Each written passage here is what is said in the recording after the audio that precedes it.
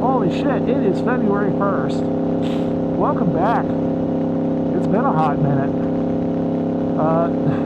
We've had some really crummy days, just all in a row. This is the first real opportunity I've had to get back on the bike and really enjoy the weather a little bit. Ugh. Inferno was not happy when we first started, let me tell you. It's been sitting for, close to 3 weeks, if not a little longer. I mean, it's warm enough that there's literally kids outside playing with a hose. It's crazy. This is like a heat wave for us. Meanwhile, everybody on the East Coast is socked in with immeasurable amounts of shit with snow. I don't know, somehow Colorado ended up faring one of the best out of everybody. We had frigid temperatures like crazy, but there wasn't any crazy like amounts of snow or anything. We literally just got like maybe 2 to 4 inches. We didn't get a ton at all. But it's been cold, like single digits, no problem at all. And consistently below riding weather. I mean, I've seen a couple dudes running around in, 50-ish if they're lucky. But it's been windy, and I'm like, no way am I chancing that on super courses. That's just crazy. So we're back. We are back. It's long overdue. I really missed being on the bike, and I just really missed the sunshine that I could experience without just looking at it and being like, oh, it's pretty, but it's also really fucking cold. So, what's happening with you guys? How you been? I turned another year older yesterday. Yeah, I am officially now 36 years old.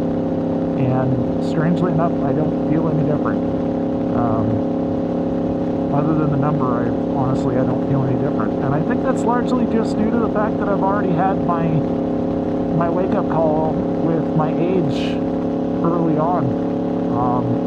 I've been debating putting out this information for a while now, but I even attempted to record it when it was cold a couple times, but I couldn't do it. I kept going back and going like, nah, it just doesn't feel right. So essentially, ooh crap, we're getting low on gas. I'm gonna have to fill up here. So essentially what happened, because I've been kind of sort of talking about it a little bit, but what happened to me is I had an esophageal bleed happen to me on Thanksgiving. And unfortunately, that put me in the ER. I was puking about 3-4 pints worth of blood into my laundry room sink, and it was not a good time.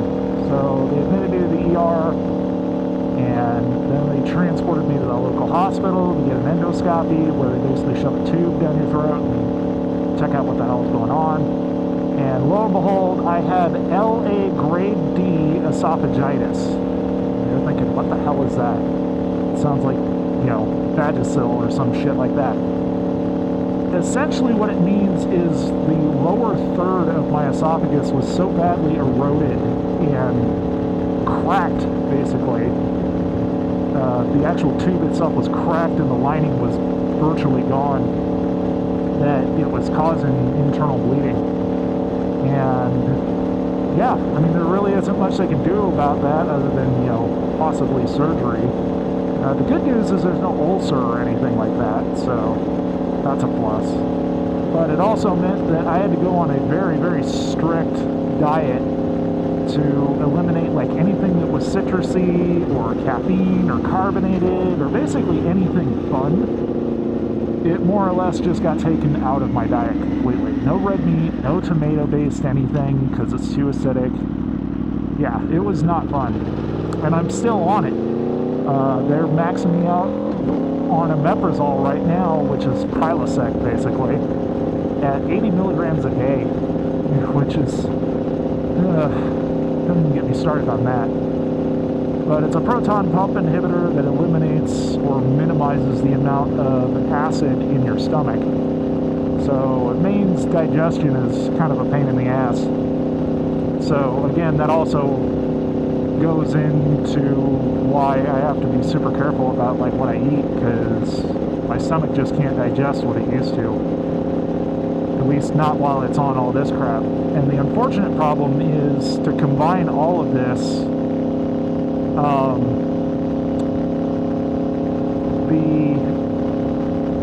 basically the muscle, the diaphragm that closes and prevents like acid from coming through your stomach into your esophagus. I basically got a hernia there as well. So it's called a hiatal hernia, and basically means that it no longer functions properly, so it doesn't close properly. And as a result, it was allowing acid reflux into my esophagus, which is why my lining is destroyed. Or was destroyed is a better term for it, because now it's been about like 9 weeks, almost 10 weeks, since it all happened, and I've more or less healed. The biggest problem that we're running into now, which was discovered during my follow-up endoscopy here on the 22nd, is that now I have Barrett's esophagus. So you're thinking, okay, what the hell is Barrett's esophagus? Well, it basically means that the cells in your esophageal lining start forming like bricks rather than like round ovals. It's not a properly formed cell. It's like abnormal. That's the best way I can put it. It's abnormally produced cells to recreate the lining on my esophageal wall. And eventually, like, over time, they could heal to the point where it's like, you know, a regular cell, or they could speed up the process if it doesn't happen naturally with, you know, different types of drugs and surgeries and that sort of thing. I still haven't talked to my doctor with the military to figure out what the plan is for that. But the ultimate good news from all of this is I don't have esophageal cancer. I don't have it, so thank God for that. Your boy almost got taken the fuck out early from what I had planned to be a pretty fun and long life. So, yay, no radiation, no dealing with that shit, which is a huge plus. But the Barrett's esophagus isn't great either, so I'm just trying to make the most of the situation right now and trying to recover as best I can to the point where life looks virtually back to normal. But the reality is I will never be able to really enjoy spicy foods or a lot of really fun, tasty treats on a regular basis like I used to. The upside is because I'm having to be super selective about what I eat and drink, it now means that my weight has dropped something like 20 to 25 pounds. So I have naturally come down in weight without really having to go crazy in terms of diet and exercise. It's just been straight up eating natural foods and not being a total shitbag when it comes to eating garbage. So that's cool. I mean, it sucks the way I'm getting there, but can't argue with the results, so pretty happy about that. But yeah, that's the Real Health life update as far as I'm concerned, and it's not been fun. I don't recommend it to anybody. If there's one thing I will tell you is that if you're white, you're European of descent, and you possibly have a history in your family of acid reflux problems, don't take what I'm having lightly as something that will never happen to you, because if you partake in spicy foods and carbonated beverages and lots of citrusy foods and lots of coffee and things like that, it'll literally just, it'll sneak up on you, and then at the last minute you'll get smacked with it and you'll be like, what the hell? Where did this come from? So, just kind of one of those things of like, don't let what's happening to me ever happen to you, because it sucks. It's not a fun time. But overall, I mean, other than that, I'm physically great. You know, I'm not losing any of my strength. I can still ride, you know, without feeling exhausted or anything like that. My dumbass tried to ride the day after all this shit happened to me on Thanksgiving, and I almost passed out while I was riding. So that right there was a really, really fucking dumb move on my part. But fortunately, you know, I got back home and I was just exhausted when I got off the bike, and it was only like a 15-minute ride. So yeah, just be fucking careful with your health. Don't take anything for granted, especially if you're coming up on your 30s, because you just never know, man. I mean, shit. I thought there was no way in hell anything like this would ever happen to me in my life, and here I am, 36, and I've got significant health problems. Beyond that, what I've had is a think about the the programming and the giveaway stuff for the OGs. And I've come up with a probably great solution to this. So, I am going to introduce officially my website through Fourth Wall. So, if you look through there, you're going to see an OG shirt that is specifically for the first 25. It's very limited edition. There's only going to be 25 of them ever released. And those are going to be for the first 25 subscribers. No strings attached. Like literally none. If they charge you shipping for any reason, let me know. If you're in the United States, I think it's the lower 48, you should have free shipping. Don't. Again, let me know. I will try to figure that out. But essentially, what I've come to realize is that I can have this mass-produced without me having to go through any fucking hoops and shit fairly easily. It's actually kind of surprising. It's a very simple process. And what I can do is I can release codes to the first 25 that give you the product 100% free, like as giveaway items. So that's what I'm doing. And I think you'll agree that's probably the easiest way to do this. So, how this is going to work is the first 25 that can verify their actual subscription to me through Instagram and through YouTube, basically just send me a message through Instagram. It might take me a minute because I do have a lot of my messages filtered, so I might have to look through spam and all that jazz and verify all you guys. It might take a minute, so be patient. But when you guys send me like screenshots or proof of what you have subscribed and how long you've been subscribed and all that jazz, I will release those codes one by one. And if for any reason you have any issues, just let me know. I can monitor it through Fourth Wall, so I know who's getting what and who's getting screwed or not getting screwed and all that jazz. So just be patient. I am figuring this out in real time. Should be a fairly easy process by the way I've got it figured out and sorted out now. So hopefully, fingers crossed, we don't have any issues. If we do, again, we'll work through it. But if for some reason you can't send me a message through Instagram or something like that, I will post a quick update and give you guys a link to send me like an email that will actually allow you to communicate with me directly without a third-party platform. So that way we don't have any kind of screw-ups that just happen randomly. So, that's the update on the OG giveaway. I think you'll all agree that this is probably the best way to go forward about it.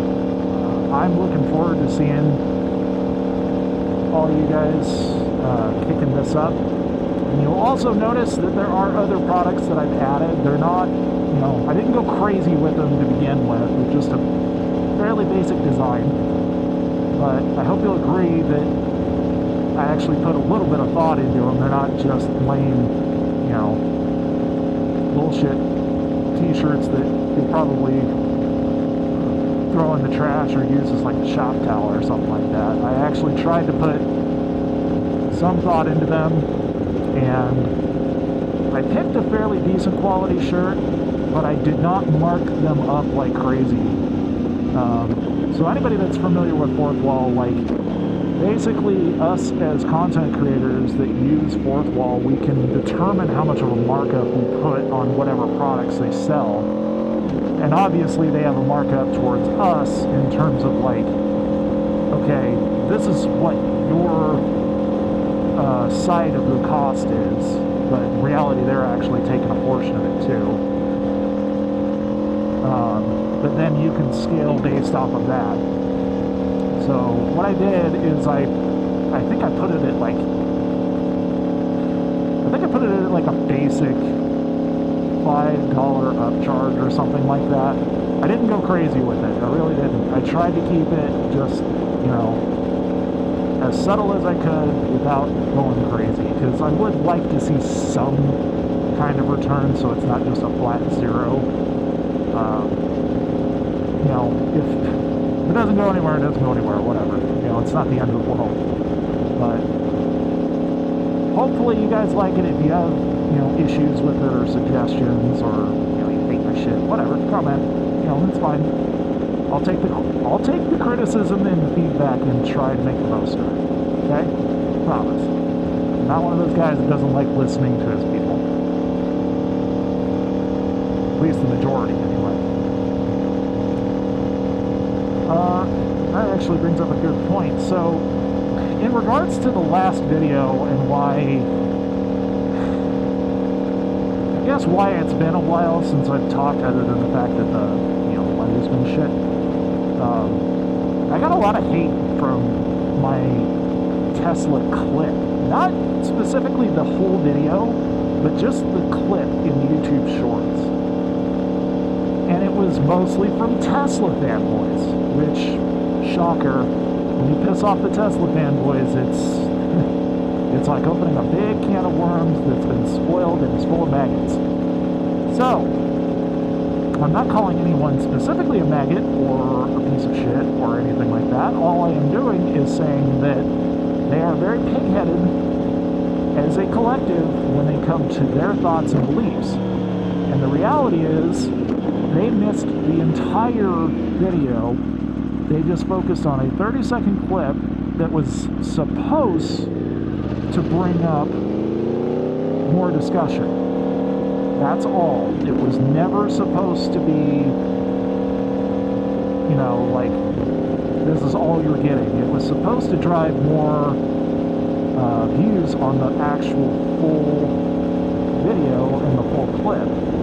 But obviously that didn't happen because all these people just focused on the clip, and then they doom scrolled into oblivion and focused on the next video to focus their hate.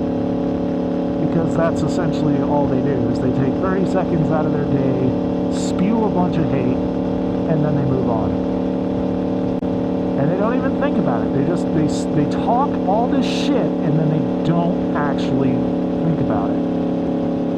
So what I did is I responded to a few of these people that were saying, oh, you're an idiot, you're the dangerous nut job behind the bike who's not paying attention and needs to fucking die because you're on two wheels and you're a fucking scumbag.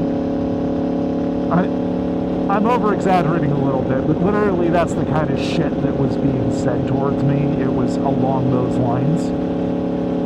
Basically saying that I'm the piece of shit, I'm the fuckhead. When in reality, they didn't even bother to see the entire sequence of events from my perspective. They just focused on that small 30-second clip and then made judgment that quickly, which was pure bullshit, but whatever.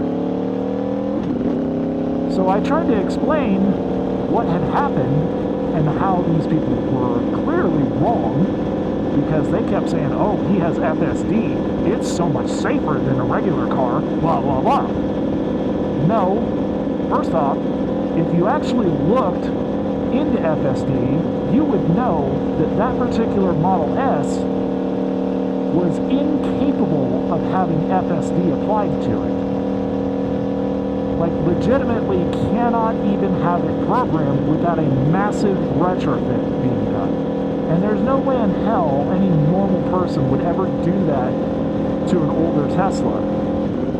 Especially when they could literally just toss it and get another one that's already got it on board for less money. It just makes no financial sense whatsoever. It's like an $8,500 upgrade or something like that. Probably north of that, honestly. And it's just not worth it. Especially on an older Tesla like that barely is worth like maybe 15, 20 grand. So, I tried to explain this to these people and they just weren't having it. They literally were like, nope, you're wrong, you're full of shit, you have no idea what you're talking about, you're the idiot, you're the one that's dangerous behind the bars. Okay. I tried. I really tried. But the thing that got me the most was these people that legitimately just wanted to see me hurt and wanted to see me get fined and ticketed and courted and all that shit. Those are the people that really pissed me off. Primarily because it was almost like they were just wishing harm on me for no reason other than I just disagreed with them. They weren't even willing to have an open discussion. They just immediately thought that I should be taken out. I don't know about you, but that is just some absolutely vile, evil, disgusting shit. I cannot like someone or their opinion or what they drive or whatever. I cannot like someone for those reasons. Do I wish death upon them? Absolutely not. That's fucking insane. That is insane talk. And if I've ever even said anything remotely like that, I will put my hand out right now in, well, this one, and literally swear that I will do my absolute damnedest to never say anything like that ever again, because I truly do not wish harm on anybody that I just simply disagree with. Because that is just unbelievably evil. It's so bad. And it really kind of stems from like all this political nonsense that's going on right now. It really scares the shit out of me because it doesn't matter if you're on the right or the left. If you're wishing hate and evil and death upon people that you disagree with, what are you doing? Like, what kind of person are you?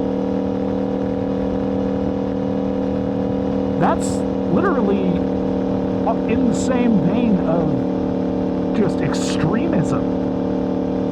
It's horrible. No one should feel that way. They really shouldn't, unless they're just brainwashed into their ideology, which I feel sorry for them, but I mean, there's nothing we could really do about it, obviously.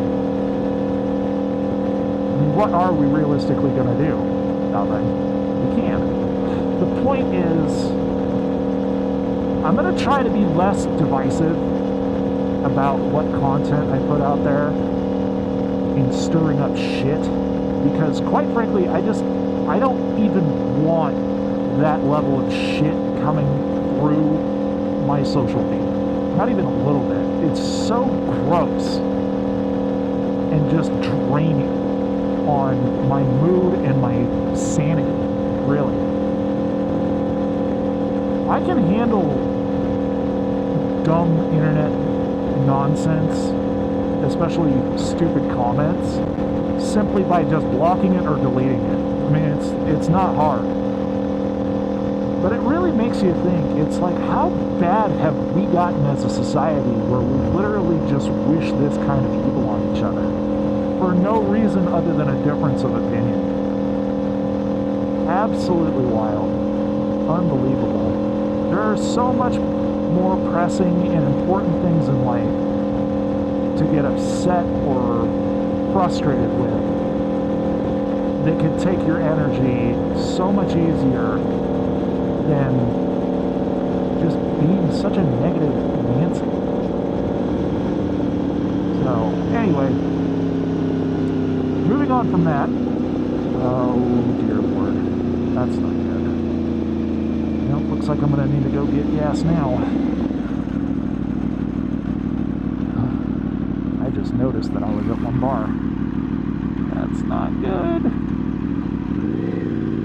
Hopefully I don't run out of gas. That would be astronomically bad. Now to switch gears a little bit, what does the future of this channel look like? Well, that's kind of a mystery right now. So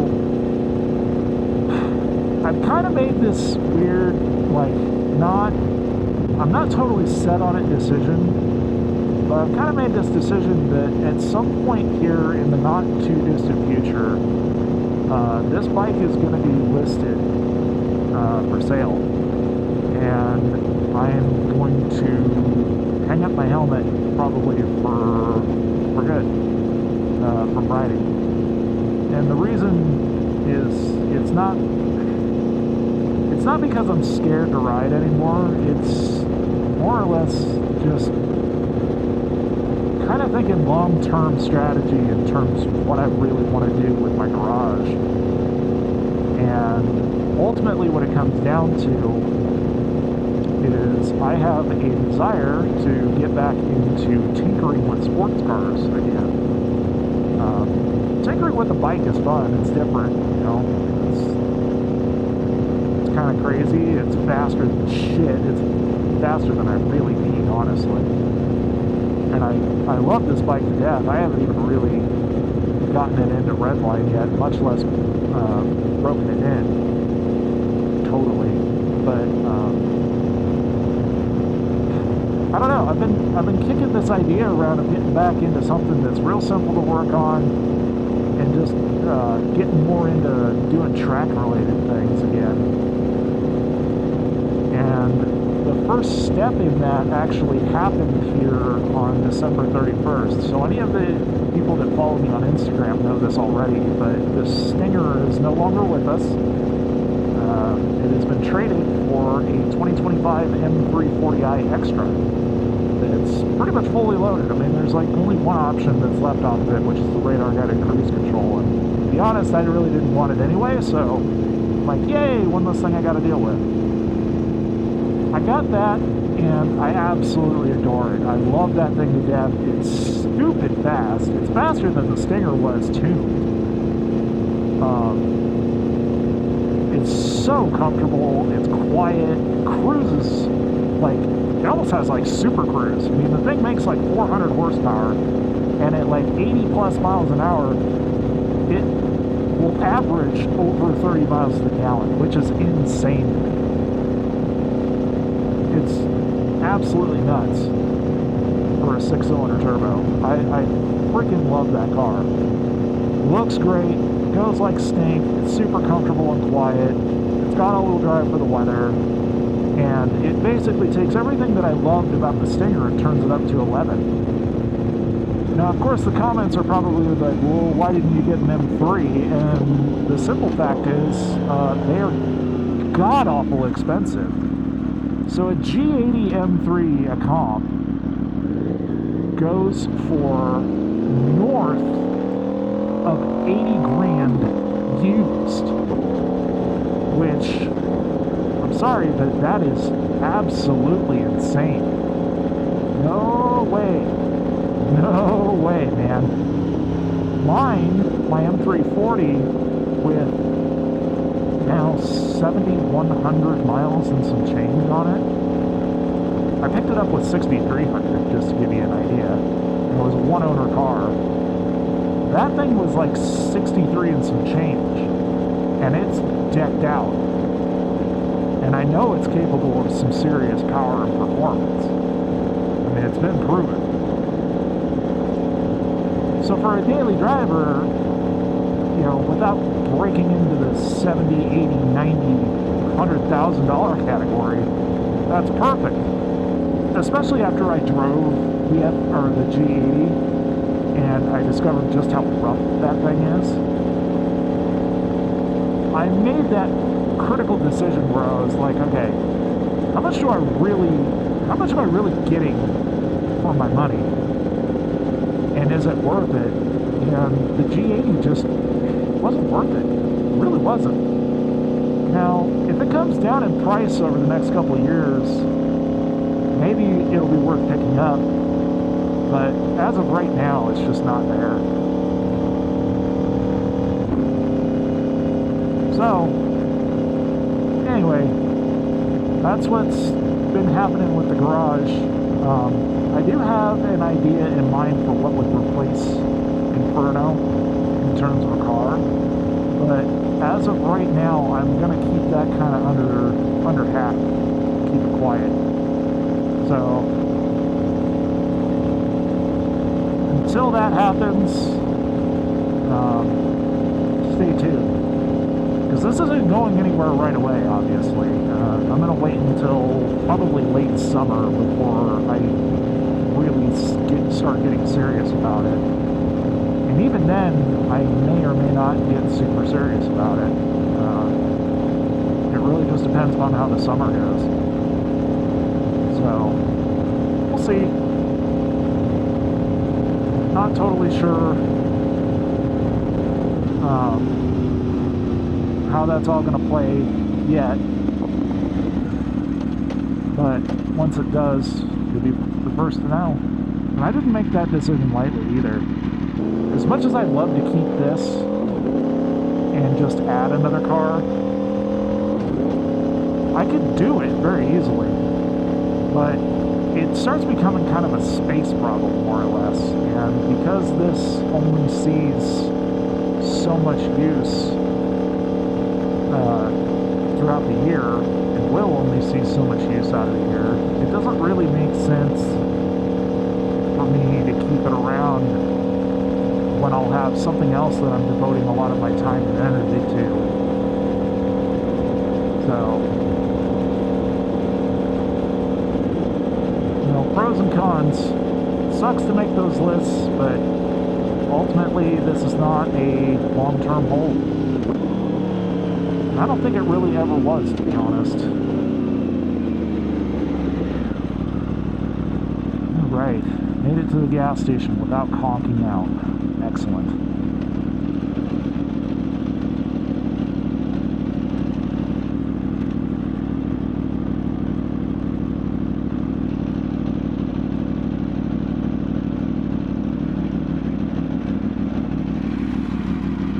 Alright guys, I will be back.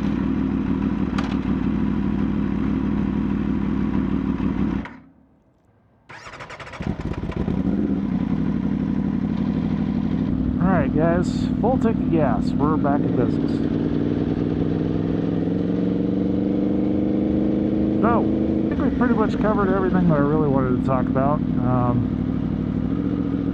Have to think about it, but I tried to keep this video a little shorter than my usual long format. We'll see how I did once I get into editing, but just trying to keep it somewhat reasonable for a change.